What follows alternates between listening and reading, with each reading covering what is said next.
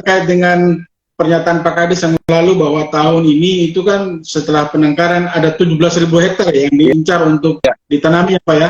Itu luar biasa itu ya. Kemudian kita mendengar belakangan ada investasi tambak udang dan itu Pak Presiden sendiri menyebut nama Waingapu Pak Kadis. Kemudian kita tahu juga bahwa satu-satunya bupati yang hadir di sana di Sukabumi itu adalah Pak Bupati Christopher Prime, Bupati Sumba Timur. Ya. Ini berarti kan tanda-tanda atau sinyal bahwa apalagi Pak Jokowi yang bilang ini tidak main-main ini Pak Kadis. Kalau beliau kan biasanya langsung diurus kan, dipastikan dan bahkan dikontrol gitu. Nah, terkait dengan kemarin kita hitung luasannya sudah 17.000 hektar, kemudian bagaimana peluang produk-produk ini yang dalam urusannya Pak Kadis ini bisa menjadi peluang untuk masyarakat juga berkontribusi, misalkan kebutuhan pakan ternak atau pakan udang begitu Pak Kadis. Ini satu sisi ya, sebelum nanti Pak Kadis pasti punya turunan yang lain kan, silakan Pak Kadis.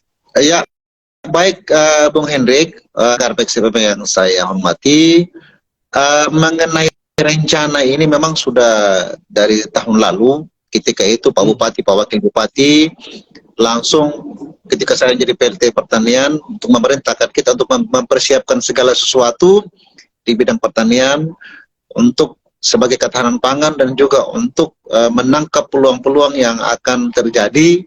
Ya, kita dengar bersama mengenai rencana ini kan sudah bergulir dari tahun lalu juga, terus mungkin tahun ini juga mulai groundbreaking. Kita sudah mempersiapkan diri Pak Hendrik, yaitu dengan keluarnya instruksi Bupati yang namanya Sikapangmas. Itu bagian semua sudah itu. Aksi ketahanan pangan masyarakat. Pak Kadis, instruksinya dari Pak Bupati ya, terkait apa itu Pak?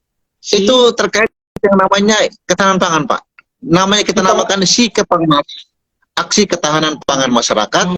Di situ untuk menginstruksikan semuanya di bidang pangan, menginstruksikan semua ke stakeholder, kecamatan, BP3K, masyarakat semua di tingkat desa, yaitu bagaimana pertama kita menanggulangi namanya stunting, gizi buruk, ya, miskin ekstrim, termasuk penanggulangan hama belalang. Itu dasarnya Pak.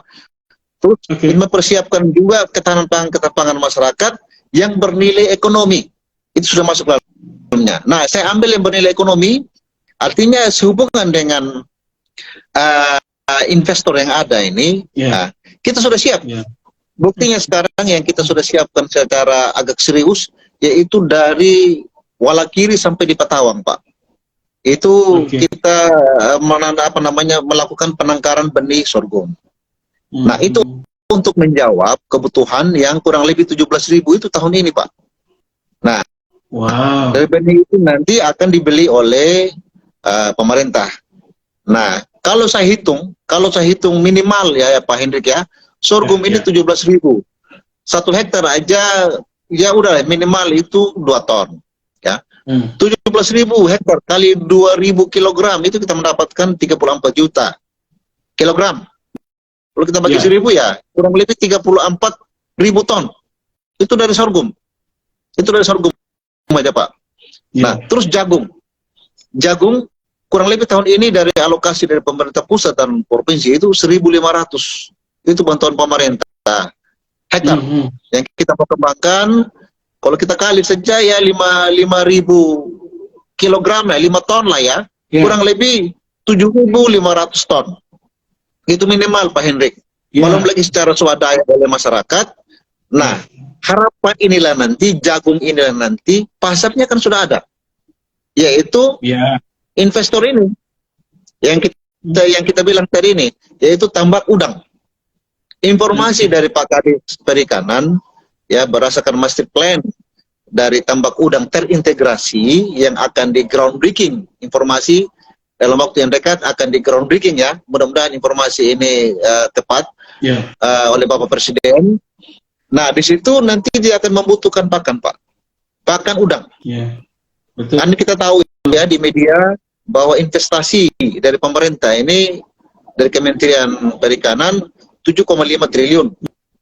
Ditambah dengan swasta 1,5 triliun, yaitu pakan dan lain sebagainya, pendukung-pendukungnya.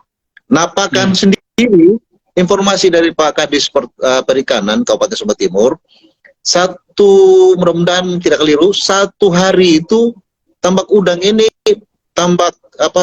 pabrik pakan tambak udang ini membutuhkan 100 ton bahan baku.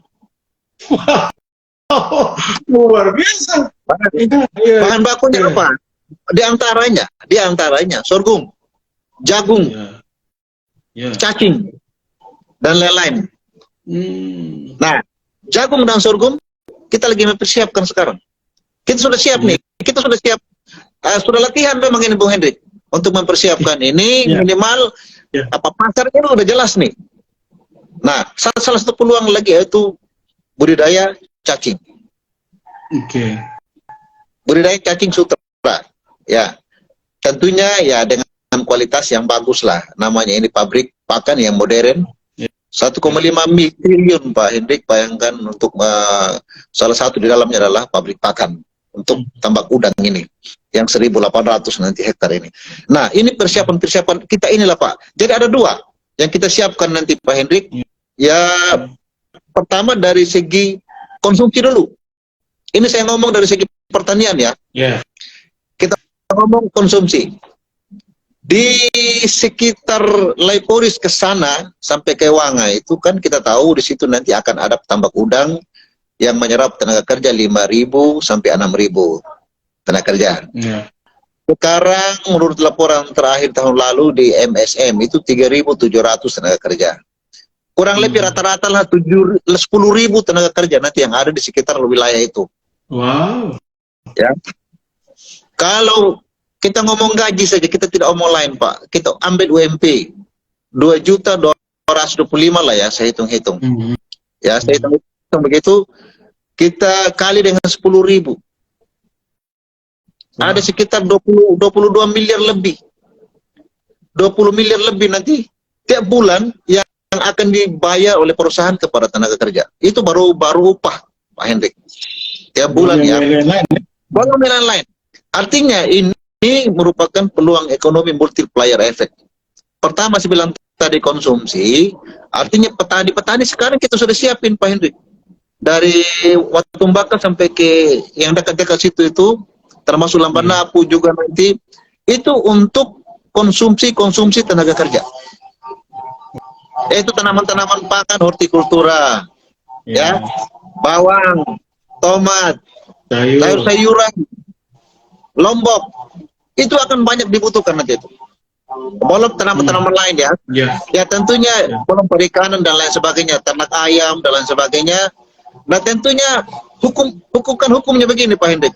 Semakin tinggi pendapatan dia, seseorang itu dia akan berusaha untuk hidup yang sehat. Nah tentunya makanan-makanan juga harus yang organik. Nah kualitas pangan juga ini kita harus perhatikan. Ya, itu yang pertama mengenai pangan. Yang kedua mengenai pakan.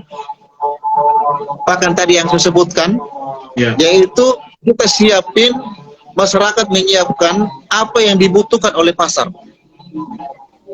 Pertama ya sorghum, kita sudah siapin sorghum, jagung, program TCPS-nya Pak Gubernur itu kita pakai juga nanti seperti itu.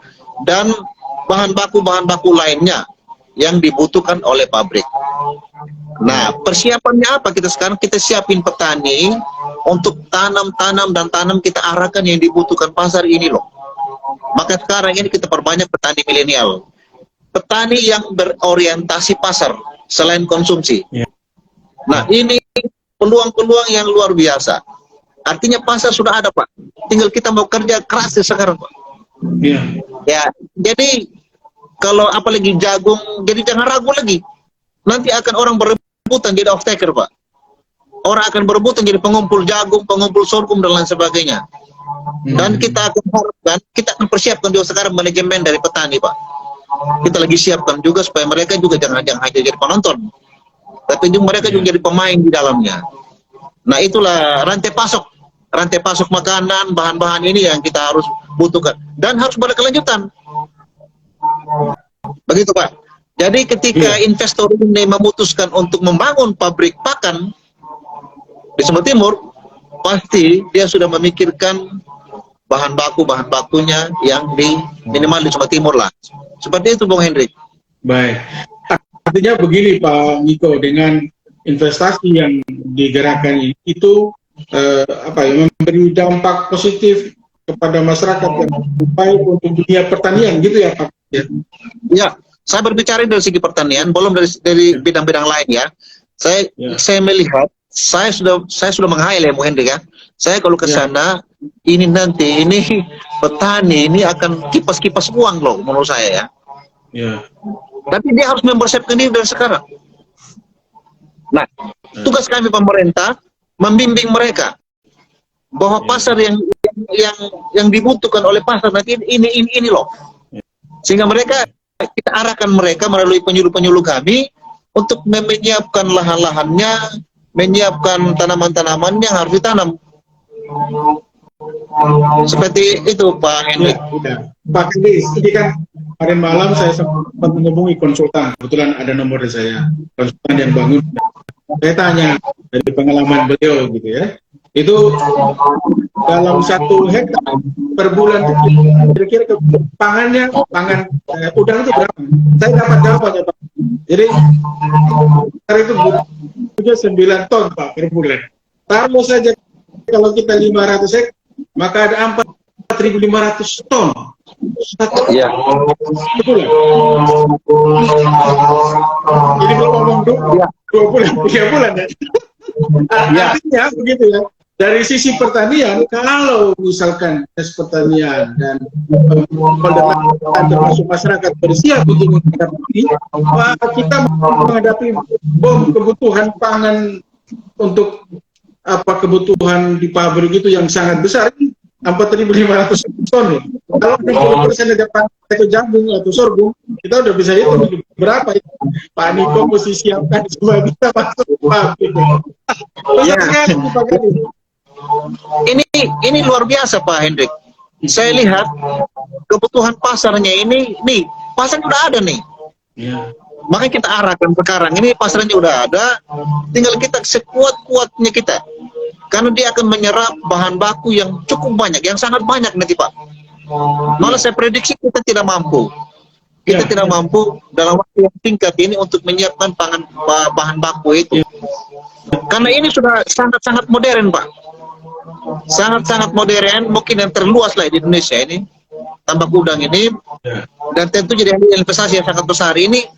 Kita juga harus mempersiapkan mental masyarakat kita, petani kita Pak Hendrik, untuk menerima tantangan ini, untuk memasuki pasar yang begitu luas ini Pak. Nah sekarang kita lagi nyiapin. Ya, terkait dengan itu mungkin apa yang Pak ingin bilang kepada masyarakat ini? Terkait dengan, silakan. Jadi saya mau katakan kepada masyarakat, mari kita siapkan diri sekarang ya, menghadapi, kalau menurut saya ini era kebangkitan ekonomi Sumba Timur, menurut saya. Dan kita harus siap di bidang apapun kita. Saya berbicara dari bidang pertanian, karena ikutannya nanti, multiplier efeknya nanti ketika industri ini ada, sudah pasti banyak kafe, rumah makan, tempat-tempat hiburan, tidak bisa kita hindari lagi itu ya. Belum yang kecil-kecil, warung-warung di sekitar sana ya toh, rumah alat-alat motor, segala macam, alat bengkel dan lain semuanya, multiplier effect. Nah, kita khususnya petani harus siap dengan kondisi-kondisi seperti ini. Dan kita tidak hanya menjadi penonton. Itu, kita harus bersaing. Nah, itu sekarang tugas kami pemerintah, khususnya pertanian, kami siapkan masyarakat ini. Harus siap dari sekarang Pak, terutama petani-petani milenial kita. Anak muda ini. Ya. Pak Kadis, ini saya geser sedikit terkait dengan sorghum ini Pak Kadis. Kan 17.000 tuh ya. Itu kan, waduh, itu besar sekali itu Pak Kadis, luas sekali ya. Sangat. Dan ini kan saya kira beban juga tidak ringan di pundaknya Pak Kadis ini, karena food estate ini kan perintah presiden ini. Kita mau ini kan dia jadi bagus ya, Sumba Timur bisa muncul lah namanya begitu dengan food estate ini Pak Kadis. Ini bagaimana Pak Kadis di tahun ini tentang 17.000 ini, wilayah-wilayah mana saja yang sudah mulai Pak Kadis lihat atau mendaftar, atau bagaimana caranya untuk yang 17.000 itu bisa dipenuhi begitu Pak Kadis? Iya, pertama kita sudah siapkan dari tahun lalu yang namanya CPCL, calon petani, calon lokasi, calon penerima. Kita siapkan itu nanti melalui kelompok-kelompok tani yang namanya ada aplikasi SIMLUHTAN, Sistem Informasi Penyuluhan Pertanian. Nah, itu kita daftar secara semua sekarang pakai online, Pak Hendrik. Jadi kita daftar semua melalui penyuluh-penyuluh kita di semua kecamatan, ya, penyuluh. Dan bahkan saya bilang jangan hanya, kalau kita melihat jangan hanya kita pakai kelompok-kelompok tani, karena ada banyak juga pemilik-pemilik lahan yang luas ini, ya, termasuk pegawai juga kita tantang. Kan ini luas sekali, Pak.